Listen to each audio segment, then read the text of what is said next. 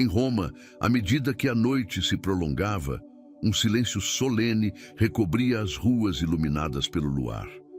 Em algum lugar da cidade, em uma casa modesta e oculta, homens e mulheres se reuniam em silêncio para rezar. Não era uma reunião comum, era uma reunião secreta. Sabiam que arriscavam suas vidas, mas acreditavam que aquela fé merecia qualquer sacrifício. Suas orações subiam como incenso ao céu, um clamor de resistência em meio ao império mais poderoso e implacável da terra. Enquanto isso, no Palácio Imperial, uma figura assombrosa observava o horizonte. Era Domiciano, o imperador, o Dominus et Deus, como ele próprio se intitulava. A ira do imperador ardia contra esses homens e mulheres que se recusavam a lhe prestar adoração. Para ele, a fé cristã era uma ameaça à estabilidade de seu império e uma afronta à sua própria divindade. Domiciano nasceu em uma era em que o poder era mantido pelo sangue, pela força e pelo temor. Como filho mais novo do general Vespasiano, ele cresceu vendo seu pai lutar para estabilizar Roma em um dos períodos mais conturbados da história. Quando Vespasiano se tornou imperador, o destino de Domiciano mudou. Ele e seu irmão Tito foram colocados em uma posição de destaque, mas a trajetória dos dois era muito diferente. Domiciano era uma figura mais solitária, reservado e introspectivo, enquanto Tito conquistava o afeto do povo e dos soldados. No entanto, Domiciano carregava consigo um orgulho imenso e um desejo intenso de ser mais do que uma sombra em sua própria casa.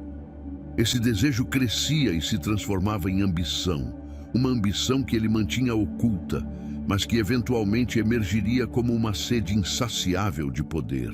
O tempo passou. Quando Tito faleceu, Domiciano assumiu o trono. Para ele, ser imperador não significava apenas governar Roma. Significava ser adorado, ser temido, ser um Deus vivo.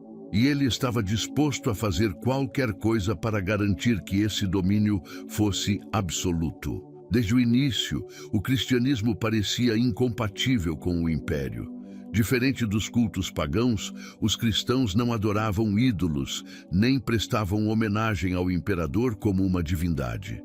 Para Domiciano, essa nova religião era uma afronta pessoal e política. Não apenas o desafiavam, rejeitavam a essência do culto imperial que ele acreditava ser o pilar de sua autoridade. As histórias sobre o Rei dos Reis, Jesus, que havia morrido e ressuscitado, chegaram aos ouvidos de Domiciano como uma provocação. A devoção que os cristãos dedicavam a esse Cristo parecia superar o temor que muitos tinham dele. Isso era intolerável. Domiciano ordenou que os cristãos fossem caçados, presos e torturados. Ele acreditava que poderia subjugar essa fé através da dor e do medo. As arenas de Roma se tornaram palco de espetáculos brutais, onde os cristãos eram lançados às feras. Muitos foram martirizados, recusando-se a renegar o nome de Cristo, mesmo sob terríveis torturas. A própria família de Domiciano não estava isenta dessa perseguição. Algumas fontes sugerem que membros de sua linhagem haviam se convertido ao cristianismo, e essa traição de sangue foi motivo de ainda mais ira para o imperador. Ele não poderia aceitar que sua própria casa fosse corrompida por essa fé.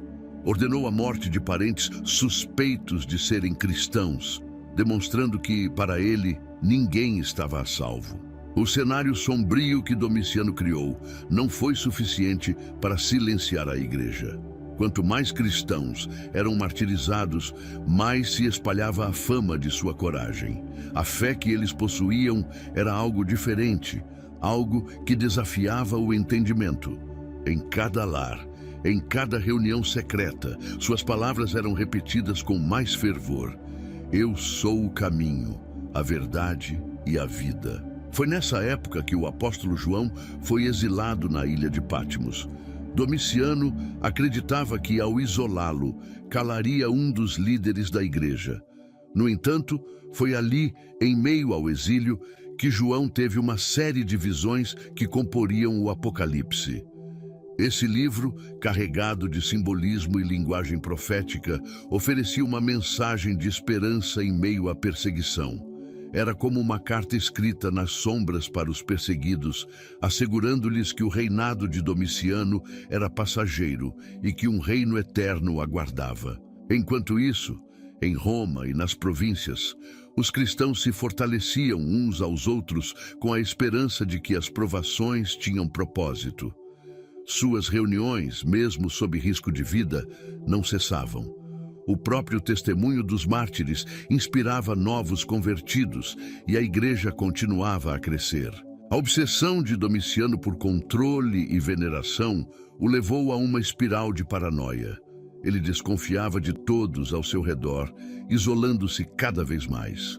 Para ele, os cristãos não eram apenas inimigos de Roma, mas também agentes de um poder espiritual que ele não podia controlar.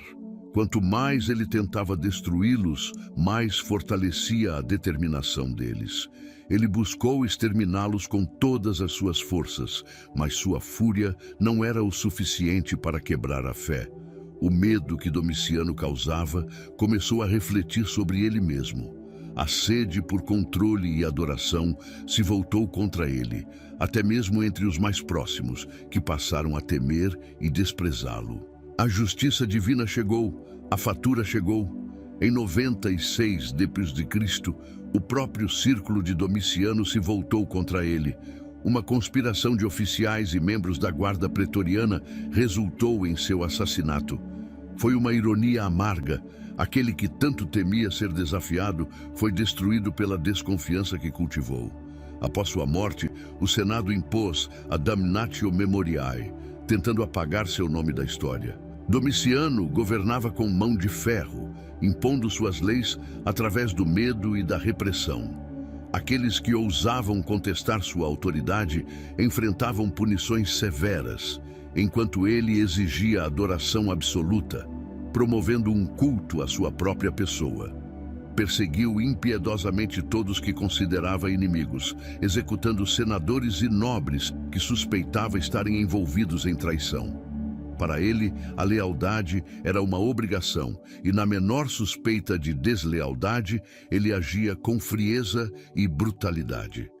Sob suas ordens, a execução pública se tornou uma ferramenta de intimidação.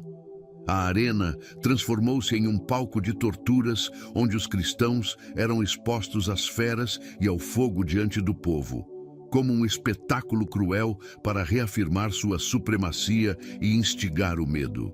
Não apenas os cristãos, mas qualquer cidadão ou oficial que demonstrasse desobediência ou que apenas despertasse a desconfiança de Domiciano, caía em suas garras impiedosas. Ele instaurou um clima de paranoia, onde espiões e informantes rondavam todos os cantos do império, garantindo que ninguém escapasse de seu olhar vigilante. Era um líder obcecado pelo controle, tão paranoico que, no fim, a mesma atmosfera de terror que criou se voltou contra ele. A morte de Domiciano foi marcada pela traição daqueles que ele mais temia, seus próprios homens de confiança. Em 96 d.C., após anos de crueldade e perseguição implacável, uma conspiração envolvendo oficiais de alto escalão e membros da guarda pretoriana, outrora fiéis ao imperador, se formou com o objetivo de eliminá-lo. Um servo próximo de Domiciano, partícipe do plano, enganou-o ao anunciar que um visitante aguardava para vê-lo. Quando o imperador se virou, os conspiradores o atacaram sem piedade, matando-o a facadas em seus próprios aposentos no Palácio Imperial. Na memória da igreja, ele foi mais um faraó que tentou destruir o povo de Deus. Mas, assim como a história de Moisés, a fé sobreviveu, porque o Deus que eles serviam não era deste mundo, e seu reino não podia ser destruído por homens. Domiciano, o imperador que se proclamou Deus, caiu e foi esquecido. Mas o Cristo a quem os cristãos adoravam, o verdadeiro Rei dos Reis, continuava a ser proclamado.